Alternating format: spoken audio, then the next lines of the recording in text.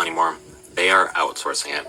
The agency just issued a procurement document asking private contractors to help them find immigrants in batches of 10,000 at a time. They'll get cash bonuses for how fast and how accurately they do it. The document says contractors will use skip tracing, which is surveillance talk for tracking someone down using commercial data, social media, and time-stamped photos of their homes or jobs. If they confirm an address on the first try, they get paid extra. If they find 90% of their assigned targets, they get another bonus. And this isn't some rumor, it's straight from the DHS language saying, quote, monetary bonuses paid based on performance. They are literally turning human lives into a point system for profit. This is a government-funded bounty model, a plan to hand over case files, photos, and addresses to private trackers, not agents, not law enforcement, for cash. They call it skip tracing and process serving. But we've seen this before. When the state starts paying for human targets, ICE isn't just deporting people anymore. Tell that nigga.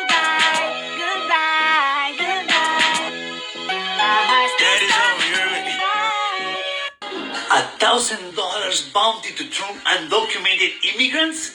Missouri is turning hate into profit.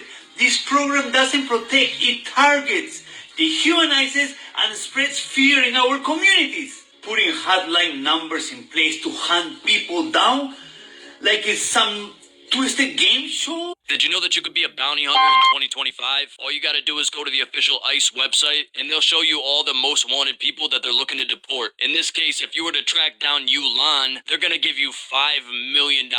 And you don't gotta go guns blazing on the first time. This guy's an MS-13 member. You can go for the lower tier people, make a little less money, wean your way into it. But you're thinking what I'm thinking, right? Me and the boys are gonna be bounty hunters like Red Dead Redemption. How hard could it honestly be? You look him up, his family, his friends, you try to make connections. You'd be surprised the amount of information people will willingly divulge if you just ask. Knock on the door, boom, you're deported. I collect my money. Well, this is concerning. Trump taps Palantir to create a master database on every American. Oh no.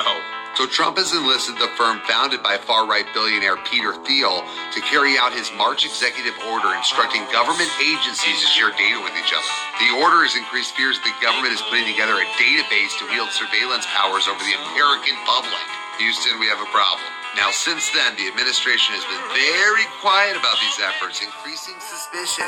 Meanwhile, Palantir's taken more than $113 million in government spending since Trump took office. That number is expected to grow, especially given that the firm just won a new $795 million contract with the Department of Defense. Here we go. So let's talk about Palantir's Foundry tool. Now, Foundry is in at least 4 federal agencies, including the DHS and the Health and Human Service Department. So they're going to merge that information from all those agencies about you. It's going to create detailed portraits of Americans based on government data. Now listen to this. The Trump administration has already sought access to hundreds of data points on citizens and others through government databases, including their bank account numbers, the amount of their student debt, There is this new Palantir commercial ad that just came out that you guys need to check out. You guys do remember who Palantir is, right? The new data integration company that's helping the Department of Defense, the IRS, the DOD, DOGE, and all these, and ICE, the people's handling immigration. But check this thing out, y'all. This is crazy. Good morning, citizens. Your overnight account balances have been updated. Time to start a productive day. Final notice, your account balance is below 500. You need 50 credits by the end of the day to avoid automatic eviction. If you have missed work due to illness, you must provide a doctor's note to reclaim your credits.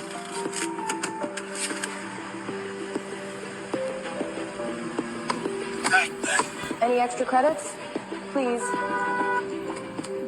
Tensions are high today, with more people planning to join the Citizens Against Digital Control protest. Remember, the government knows who you are at all times. Resisting is not worth the consequences. All of their newest social credit systems are designed to keep you and your families safe and efficient. Authorities seized a record balance of an individual's credits, citing excessive hoarding. Traffic violation detected. 7 miles per hour over the limit. 75 credits have been automatically deducted. You have to be fucking kidding me! Yep, you got the flu. Your blood work shows a significant iron deficiency. I recommend incorporating more red meat into your diet. Dr. Jones, your taxes were not filed and have been automatically deducted with late fees. Your medical license has been revoked. Oh, hell nah. I filed an extension.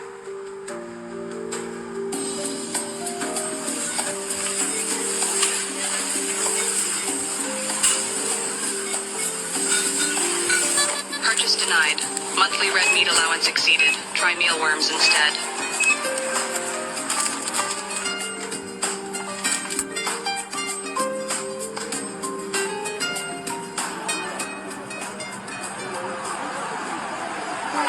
Can you guys please let me through? Attention. Unauthorized political gathering detected. Participants' access to financial services has been suspended.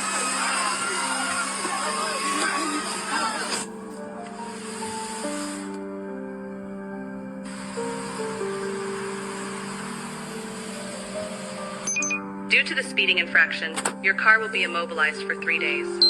Fuck you! Take your surveillance policies and rot in hell! You've earned 50 bonus credits for reporting your neighbor's hateful misconduct.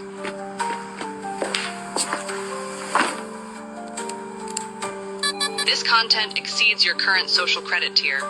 May we suggest citizen responsibility?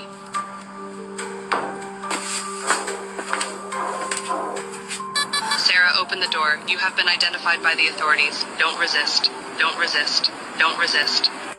We're being watched and surveilled constantly.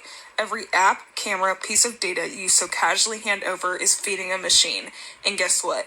It belongs to the people who have far-right, anti-democratic dreams for our country. Palantir Technologies sounds like a fantasy weapon from Lord of the Rings, and that's not a coincidence. Peter Thiel, co-founder of Palantir, happens to love those books. In Tolkien's world, a Palantir is a crystal ball that shows you anything and anywhere. Palantir in the real world is a surveillance company that works with ICE, the military, the FBI, law enforcement, you name it. Yup. And they were funded by the CIA's venture capital arm. It's used to surveil and locate undocumented immigrants, of course. It's used in local law enforcement to target, and predict crime, which is just another way of saying Minority Report, but more racist. It's used in military operations and counterterrorism, which is basically the government just telling you we do what we want and you will never know. What is Palantir? Can you explain what this is a little bit? Palantir is a CIA cutout. So in 2001, after 9/11, they created this it's basically artificial intelligence or an algorithm to interpret these vast amounts of data. The intelligence community takes all this massive amounts of data, emails, phone calls, text messages. Palantir interprets all of it into insights that are usable by law enforcement. And so in 2001, after 9/11, they took what was a CIA program and they just effectively privatized it to bypass the Constitution. Constitution protects people's privacy, but a private company doesn't have to play by the same rules. So 2001, you're saying that the CIA was spying on people and collecting all this data, and then to get around public oversight, they sort of transferred this into a private company? Right. So Palantir is a firm that creates usable insights based on vast amounts of data. It's a private entity to circumvent the Constitution.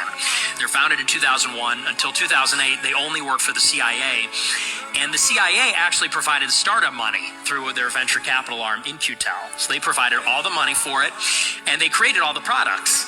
So Peter Thiel, Alex Karp, Joe Lonsdale, they were at Langley, Virginia at the CIA headquarters making everything for the CIA as a so-called contractor. And then after that, they branched out into everything. So they identified the Capitol rioters on January 6th. They were identifying who wasn't vaccinated in 2021. What were they doing with people that weren't vaccinated? Just to identify contact tracing who had COVID and who was spreading it to everybody using Bluetooth, and then identifying then who wasn't vaccinated for the purpose of these vaccine passports. In states like New York or in New